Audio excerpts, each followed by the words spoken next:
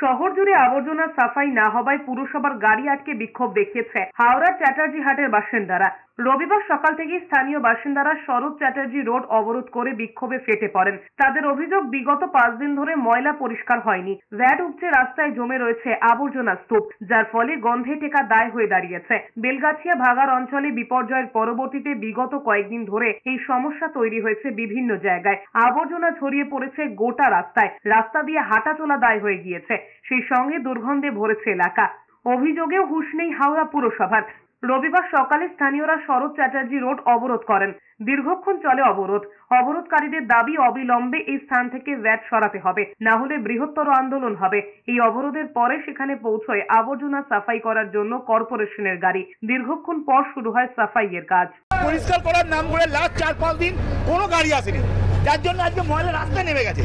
লোকে এখানকার এই বাড়ির আশপাশের লোকেরা কেউ দরজা খুলতে পারছে না।